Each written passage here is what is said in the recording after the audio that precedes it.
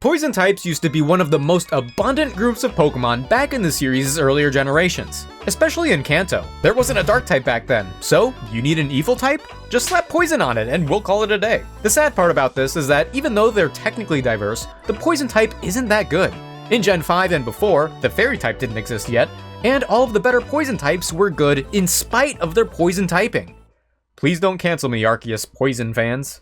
Today I'm going to see if I'm disgustingly wrong or oh so tragically right by running a hardcore Nuzlocke of Pokemon White using only poison types. On the surface level, there's only 3 encounters in Unova, and even though Amoonguss is a trans rights icon and very good in doubles, I don't think these 3 will be enough on their own. That's why we're going to phone a friend. And her name is Fennel. Fennel? We just met. The Dream World was basically a fancy expansion of Pokemon Black and White, not unlike the Pokewalker for Heart Gold and Soul Silver. This usually isn't available right away, but since no poison type is, I can use the Dream World to pick up my starter. Dozens of poison Pokemon live within the 8 various Dream Worlds. Well, some of them anyways. And from Pleasant Forest, our starter will be the meanest, most vile and toxic Pokemon of them all, Oopie Goopie. And who better to unleash Oopie Goopie upon other than Chili? It didn't matter to me who I chose for the first gym leader, so long as it wasn't grass type. The power of Oopie Goopie needed a better showcase than that, and even still, he made surprisingly quick work of both Lillipup and Pansear too. My Indomitable starter comes with the hidden ability Hustle to boost his power, and I'm calling it now, that extra 20% chance to miss will be a complete non-issue. Oopie Goopie's just got it like that. Look at him! He'll also be getting a buddy soon, but not before unlocking the Dream World for real, and then evolving into Nidorino. Ho ho ho! He is wanted in several small territories. Our battles against Cheren and Team Plasma were made incredibly easy, and we made it to Nancrene City with zero worry of overleveling. Entering a new town gives me the go-ahead to pick up the next Dream World Pokemon, since these are different name locations, and I'm going with Rugged Mountain. The poison types here are either Bulky or the fighting type Krogunk, so this seemed like the perfect place to go. And the newest member of our gang is none other than General Munchkin Man. Skorupi is so sick, and he's even got his Dream World exclusive move in Aquatail. The General's also got knockoff, but this is pre-buff knockoff, so, you know. Thanks to the General, we made quick work of N, a trainer who I'm sure will not force me to reassess my major threat levels later down the line. But if everything went according to plan, Goopy would be able to repeat his previous gym success against Lenora. Between Hustle's accuracy drop and Intimidate's attack drop, Oopie Goopy starts off with a huge disadvantage in this fight. But unbeknownst to Lenora, the Goopster was dreamed up with his egg move Encounter. That attack always lands, and Herdier uses Leer. Twice. Alright, so then I switched to the General on another Leer. This part is extra weird because General Munchkin has more defense than Oopie Goopy. I thought for sure they would use Leer again, but apparently not. I sent my starter out yet again, but at this point we're way too behind. Watchog retaliates to kill Oopie, and the General tried to outmaneuver them with acupressure, but none of the stats he raised were the ones that we were looking for. Oh man, that was actually the dream team, no pun intended. I really wanted to run exactly those 2 Mons, but that's just how it goes sometimes. On to attempt 2. I couldn't get rid of Oopie Goopy that easily, but this time she's reincarnated as a Bellsprout. A girl Bellsprout! She also goes by 2 Oopie 2 Goopy if you prefer that. I decided to fight Crest this time to avoid the incineration of any berries, and Oopie made quick work at the gym once again. We safely make it back to Nancrene City where I get my Rugged Mountain Dream Encounter again, and the General has returned, back like we never left. If you have an astute eye, you may notice that our damage output is nowhere near as good as it was on attempt 1. Because of that, I need to rely on the only strategy I could think of at this point, cheese. I'm leading with Oopie Goopy not to do damage, but to put Herdier to sleep. I was expecting Leer, but dodging a turn 1 takedown works just as nicely. Oopie lands the powder, and now I can switch to General Munchkin Man safely. We don't have many setup moves, but we do have Acupressure. This move raises any single stat by 2 stages, even accuracy. An astute eye might notice that this doesn't help at all, and of course Herdier wakes up immediately. Luckily it's just to use Leer, so I switch back to Oopie to try again. And man, is she elusive! After absorbing a Leer, she lands the powder again, and the General only boosts his special defense. Twice. I attempt to reload my strategy, but Herdier stops missing his attacks, and just like attempt 1, we've gotten too far behind. It's possible that if I stayed on the offensive the entire time that we could have just ended up in a better position against Watchog, but honestly, our attack was way too low, even then, so I don't know. On attempt 3, with the Oopie and the Goopy back and better than ever, I will not let her down. And you're not gonna believe it, I just can't get rid of this guy. To be fair, he's only a 1 in 3 spawn, but we take those. I had been avoiding a mechanic that would undoubtedly help me in those first 2 attempts for no other reason than I wanted to be cool and not look like a tryhard, but that's behind me now. I am trying hard. The dust clouds and caves are primarily known as the way to get Drill Burp and every type boosting gem. But there's also a 10% chance to get an evolution stone. That includes moonstones, well, all of them actually, which I could grind for hours to find and use on Oopie Goopy. She's soupy Oopie Goopy. Oh dude, never mind. While I would have preferred that she came with Sucker Punch as it's way more versatile, Super Fang makes up for a lot in this battle specifically. Not only is it unaffected by Hertier's Intimidate, but our hidden ability has changed upon evolution from Hustle to Sheer Force.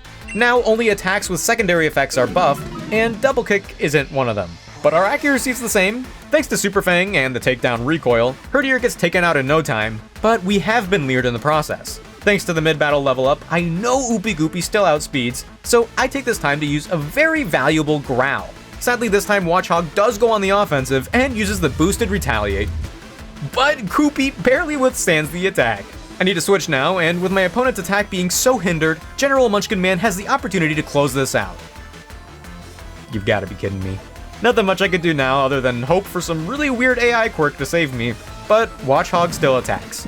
The General survives the first hit, and wakes up to land Rock Smash and lower the foe's defenses while he's at it. This is sadly the General's final move because Lenora goes for the kill after all, but now thanks to that damage and defense drop, Oopie Goopy's double kick is just strong enough to finish off the glorified traffic cone before they could do the same to us. That was a long and harrowing journey, and even though the General is no longer with us, I'll always remember him for his aptitude and determination. He appeared to me in the exact same way all 3 attempts, and now that we've defeated Lenora, his job was done. I salute you, General Munchkin Man. And if you want to show your support to the General, leave a like and a hype if you're on mobile. It's what he would have wanted. It's just me and Oopie Goopy now, and while EXP management is getting scary, our gang will be getting a couple new recruits. First in Pinwheel Forest, I can make my first standard capture after encountering Lil Jim Bob. He takes care of the bulk of the mandatory trainers here before we can progress onward to Castelia City. I didn't have a particular Dream World encounter I really needed right now, so I decided to go to the Dream Park. This place has 8 total possible poison Pokemon, and I ended up with the most standard, but probably most thematic one as well. Everybody, meet Larry. Could've come with Shadow Sneak for priority, but I'm gonna try not to complain. Now, grass types get a bad rep in Unova. Anyone who chooses Snivy as their starter, for example, has to deal with the fact that he doesn't have any major positive matchups besides the rival's Oshawott until Clay. And that's about as good as it gets. Well, poison types aren't much better. Out of all of the gym leader's Pokemon in the game, Leavanny is the only one poison can hit for super effective. On paper, this battle is about as good as it gets for us. And even then, his other 2 Pokemon are really annoying to break through. Once we were finally face to face with the Leavanny, I got to observe the true power of poison types firsthand. And I gotta say, I wasn't very impressed. But to be fair, part of the appeal of poison is its inclination to set statuses. And that status did in fact activate, making this fight end a lot sooner than it would have otherwise.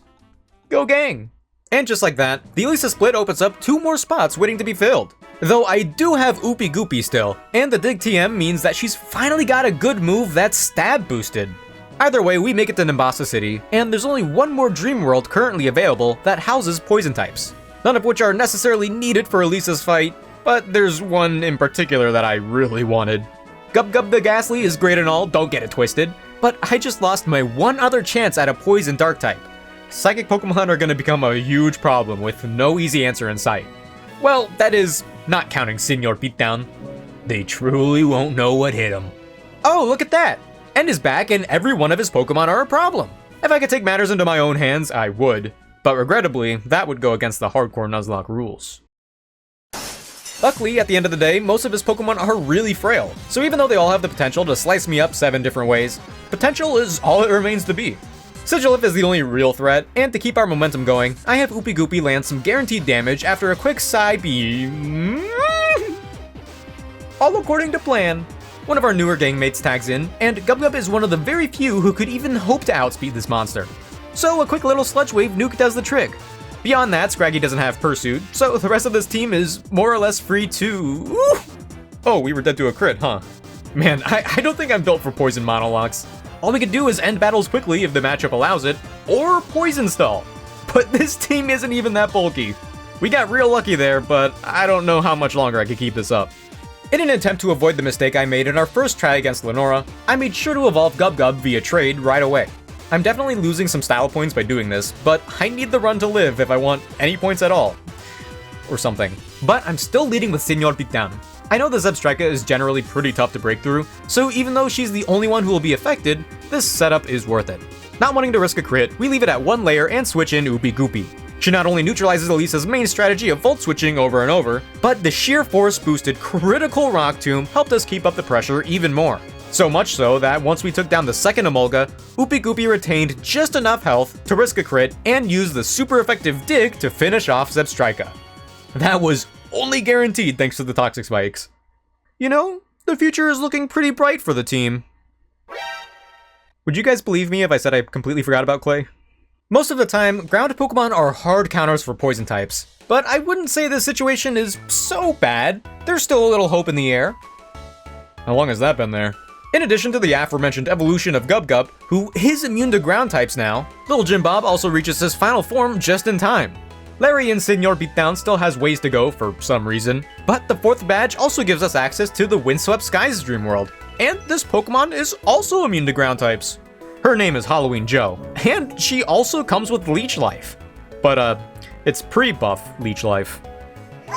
Last but indubitably not least is the final non-Dream Assisted encounter, a fungus who we're titling Sloppy Jenkins. The grass poison typing used to be one that you couldn't go 4 steps without seeing all the way back in Kanto. But here in Unova, Sloppy Jenkins houses an invaluable niche.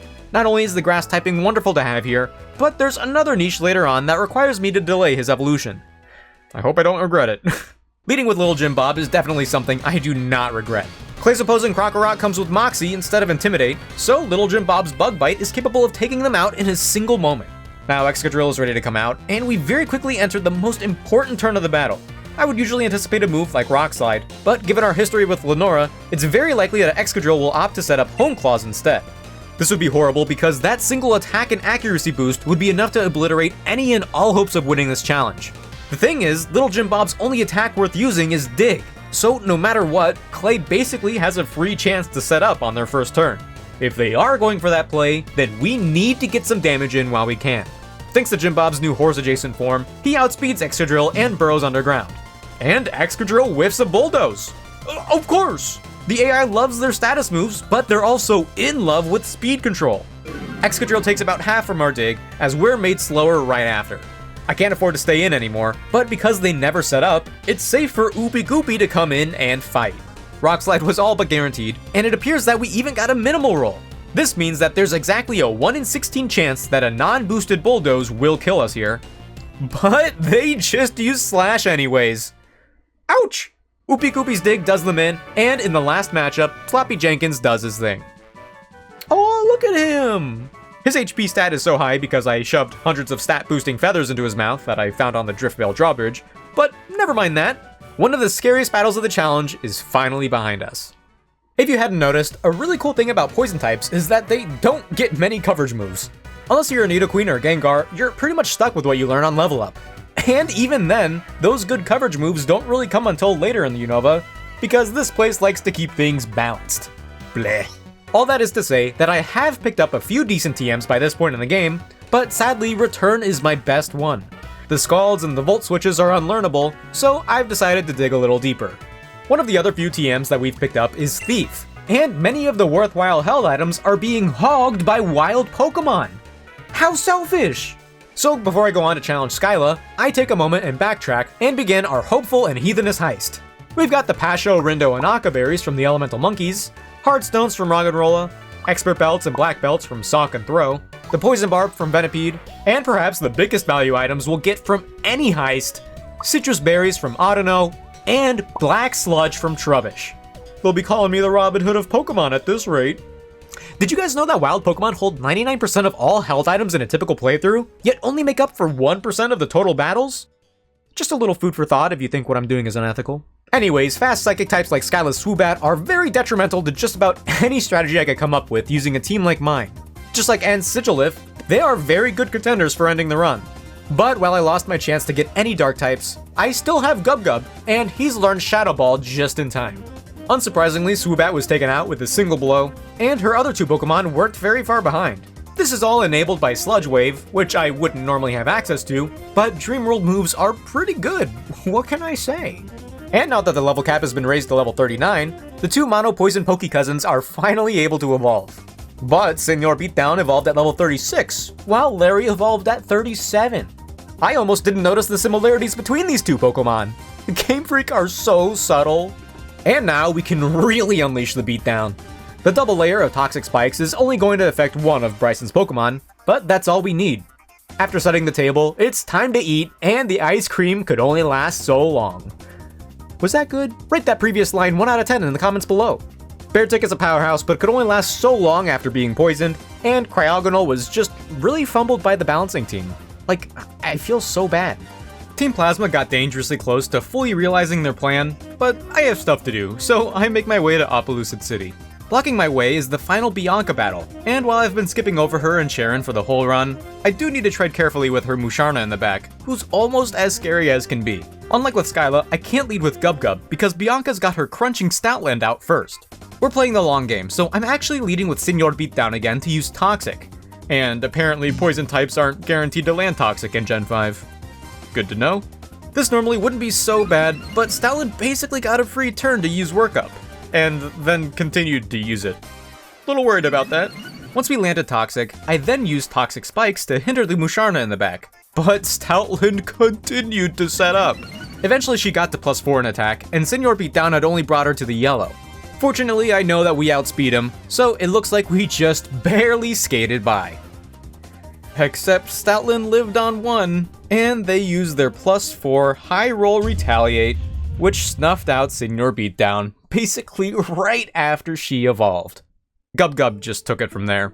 The worst part about this is that the Toxic Spikes didn't even matter. Shadow Ball was a 2-hit on Musharna anyways, and Bianca has full restores. Though I guess they were important in the case that Senor Beatdown survived and I would need to switch a Pokemon mid-turn. I suppose I should have switched to Gub when I expected Stoutland to use Retaliate since we're immune, but because of the way Clay's Excadrill fought earlier, only seeing the max roll kill, I thought Stoutland would be the same. Either way, switching was the safest choice. Those stat increases just really rattled me. Once Musharna missed out on the crit, the rest of the battle was basically done right then and there. While Garbodor doesn't have the best reputation, losing ours is a big hit to the team and morale. She was going to be our resident spike setter for the run, and now we're going to need to put in the work to make up for it. I've gone and picked up the wild held items, the TMs at our disposal have gotten better, and our team is mostly fully evolved, but I think we're going to need just a little bit more than that now. I mentioned earlier that Sloppy Jenkins had been boosted by the infinite amount of EV feathers I picked up from Driftvale Drawbridge. At the time, he was the only one to be fed so many calories, but now, the others will receive the same benefit. Knowing what's on the horizon, I can't even say for sure that maxed out EVs will be enough. This is going to be an uphill battle. And while those stat buffs are amazing, they aren't enough to earn the final gym badge. No, because what you really need is guts. And I'm not talking about the ability guts, I'm talking about raw, unwavering, genuine guts. And that's exactly what Oopie Goopie has. In addition to her sheer force and expert belt boosting her attack, her pure, genuine guts enabled her to land all 3 blizzards, potentially altering the timeline and preventing Iris from ever becoming the champion. Oopie Goopie may have gone through some changes, but that's my starter right there. With that, we're just about ready to challenge the Elite Four. The only thing left to do is to head to the Dream World one last time.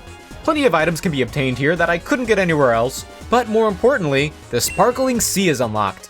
This guy is so fiendish, so unruly that he's wanted in 72 states across the USA alone.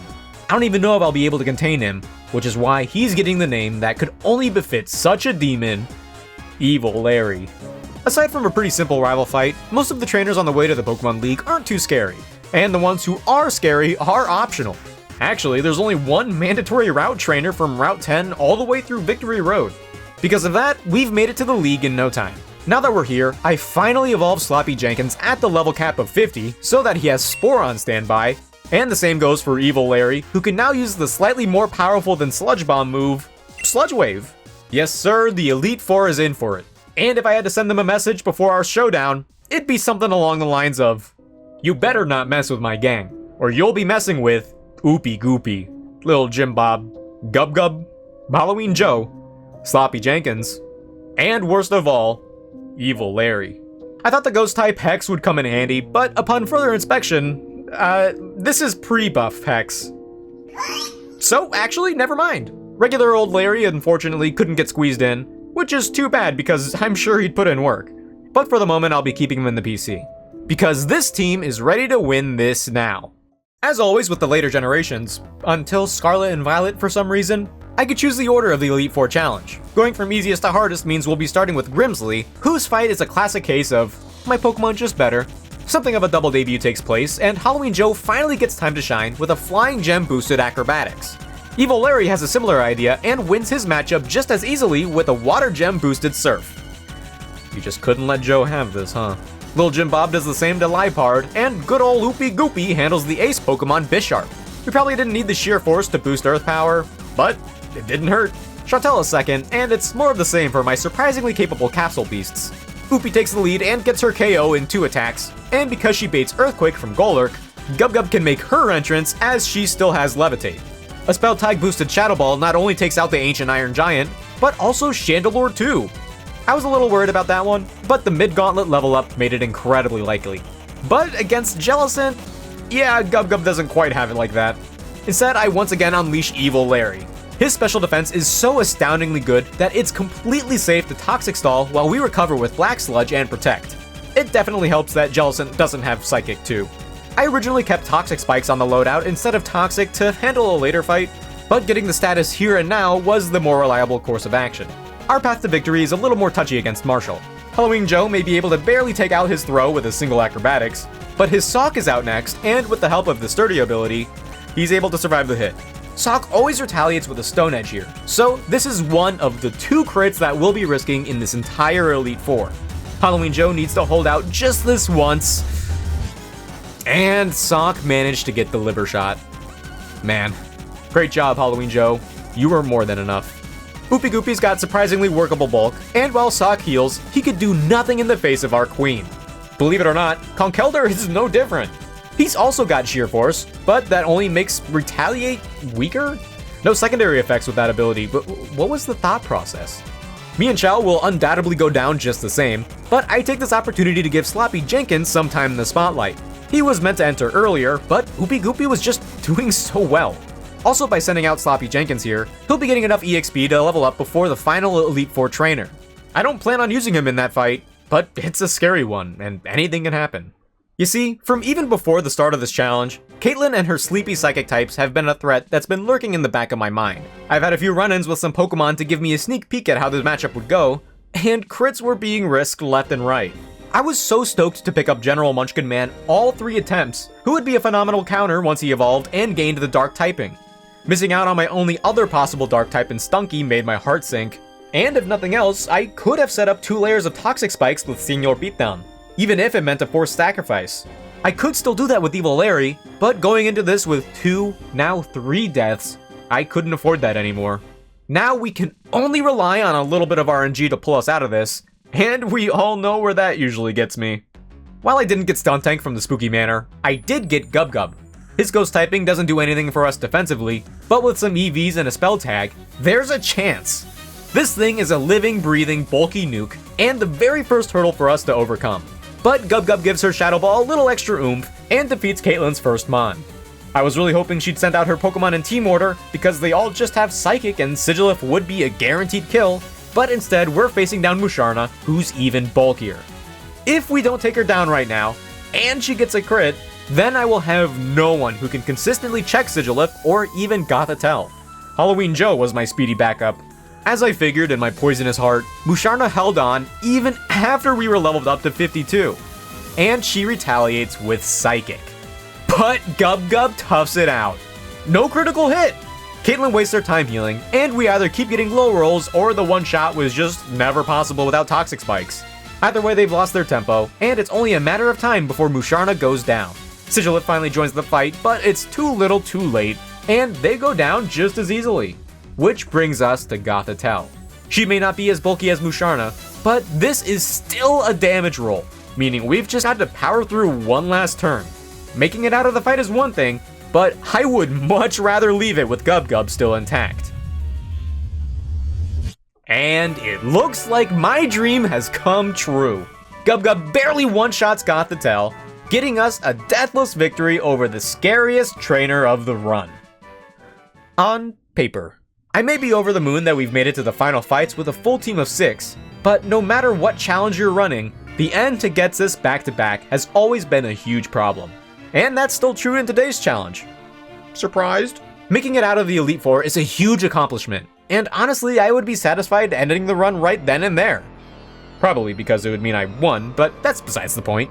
Unfortunately, no matter how I spin it, the run isn't quite complete yet. And however these next 2 battles go, it will end here. Evil Larry is our best possible lead against N's Reshiram. Not only has my unconfirmed belief that they always lead with their signature move now been confirmed, but we also land Toxic turn 1. Poison and Protect for Black Sludge healing is going to be our core mode for the end here, but this isn't our only play. Against the Reshiram, I fortunately don't need to bust out any more plays, because their extra sensory never flinches Evil Larry, and Surf takes them down before N can heal the Toxic damage. Kling Klang is probably one of the least problematic encounters in the end here, as Oopie Goopie not only hard walls them, but she could take them out in a single hit. Though this positioning is a little awkward because now we're baiting super effective blizzards from Vanillux. Not quite vanillish, but vanillish-ish. My check to this mon is Gub, but switching in on an attack would only be bad for us, even with the poison tick damage. That's why I switched back to Evil Larry, who retained way more health than I thought he would by this point. Just like the previous matchup, my 10-tentacled fiend here hard walls Vanillux, but if we take them down now, then my routing would be ruined. Instead, we only attack them once before finally switching to Gub, and from there, we can always outspeed and take them out. Hair cost is 30 is made completely irrelevant after the Toxic Spikes proc, so that was yet another easy knockout for Sloppy Jenkins. He baits Zoroark, whose illusion hasn't activated? I think that's the first time I've ever seen that. But this is where Larry makes his return, and he really puts on a show. There are 2 things that Zoroark could do that would ruin my day. Land a burn with Flamethrower, or crit with Night Slash. There are a handful of opportunities for either of these things to happen, because Larry needs to take time to set up Acid Armor. Theoretically, we could make it out of this fight without the double defense, but even with the extra chances for secondary effects to afflict us, this is worth the risk. Zoroark doesn't take much to go down anyways, it's so frail. But now Archeops is here, and look at that! Even their Stone Edge hardly tickles Larry. Dodging that frighteningly likely crit is huge, and even greater than that, Larry connected with Rock Slide. Archeops has been put into fetus range, so N has been put in checkmate. That was probably the first time this fight has gone exactly as planned, like down to every single turn even. And that's perfect, because I need all hands on deck to defeat Ghetsis. For one final time, I'm leading with Evil Larry, who's been healed to full along with the rest of my team on account of N. Usually the main mode of Ghetsis' Coffee Regus is to rely on Toxic Stall strats, but since we're immune, the turntables have done the thing that they do. Of course, even Evil Larry takes some heavy damage from Psychic when we're not protecting and when we set up Toxic Spikes again, but just like Reshiram, this Pokemon goes down with a little extra help last second. Bouffalant is out and can do one of 2 things, Wild Charge or Head Charge. Both do exactly the same amount of damage to us, and we scouted out their move to find that they went for Wild Charge. It's either a 50-50 on the move choice, or the AI could just prefer the super effective hit. Either way, I want Gub in there, and if I could switch him in on an immunity, then that would be perfect. Regrettably, I've been read like a fanfiction from 2012, because instead of Wild Charge, Oopie Goopie takes the Head Charge, head on. Black Sludge and Protect are great and all, but I really needed her to be healthier for later. Now Gub enters, and thanks to Levitate, she takes no damage from Earthquake, and thanks to the continuous Poison Chip from Toxic Spikes, Sludge Wave manages to take Bouffalant out. We actually needed that poison, otherwise it would have taken 2 to 3 hits from even Gub to win, and we didn't have the defense for that. With Seismitoad on the field, it's a very simple switch to Sloppy Jenkins. Originally, I anticipated taking tons of damage in this matchup before taking them out, but they only set up the rain on our switch. I didn't even consider that possibility, but this gives me a path out of the fight deathless. That's because once Giga Drain gets the very predictable Oko, Hydreigon comes out next since the AI sees Fire Blast as the strongest possible move. However, the Switch AI only considers base power and type effectiveness. It doesn't consider damage modifiers like Rain until it's time to attack. That means I know for a fact that they won't use that move now, So finally, after all this time, because Hydreigon is levitating over the toxic spikes, Sloppy Jenkins is free to use Spore. And that was an end of turn Spore 2, meaning Hydreigon hasn't used up his first turn of sleep until Larry tags in. After that, they stay asleep while getting bombarded by Larry's unending poison jabs. This goes on for a couple more turns until they wake up last second, but by this point, it's already too late. And Larry confirms this incredibly scary kill. Second to last is Bisharp, who was the reason I wanted Oopie Goopie healthier. She's basically in crit kill range from any single attack, so pivoting won't do me any favors. At this point, things have already gone so well that I can't give up my momentum, so she switches in anyways. And survives. After a little sludge snack as a treat, she outspeeds and obliterates her opponent. Last up to bat is Electros, and sadly, Oopie Goopie's Earth Power won't be hitting this guy, so we need to get her out of there. Unlike most of the others, I didn't really have a consistent counter for this thing. But because this battle has gone so well, I've got wiggle room. Again, we may not be able to rely on the poison chip from Toxic Spikes, but by pivoting correctly, there is another kind of chip we can earn. Electros never uses Wild Charge on Oopie Goopie, so Evil Larry tags in. He, on the other hand, does bait Wild Charge, so I send out Little Jim Bob. The Wild Charge recoil along with Rocky Helmet damage really begins to add up. After protecting, I see that they're going for acrobatics now, so once again, I send out Evil Larry. Rinse and repeat, Little Jim Bob is back out, and I don't think I can do this anymore. But do you know who can? Well, now that the Electros is below half, I just need to dodge one final critical hit by switching into Gub Gub. And like all of the others in their climactic battles, she blocks her liver. One final sludge wave for the road, and without any further casualties, we've defeated the Elite Four, defeated N and Ghetsis, and defeated the entire game. If I'm being entirely honest, I thought that at best there would be 1 or 2 sole survivors. The fact that I was able to end the run with a full party is crazy, and something I'm not sure if I could replicate. Either way, thank you all so much for watching today. If you liked it, then it would help me out a lot if you left a like and a hype if you're on mobile. And maybe subscribe if you want to stick around. I think I'm addicted. I've got dozens of videos like this on the channel and a bunch more planned and worked on now. They don't have a rehab for YouTube that I know of, so I'm gonna get back to it. Thanks again so much for watching. I'll see you guys next time, and have a good one.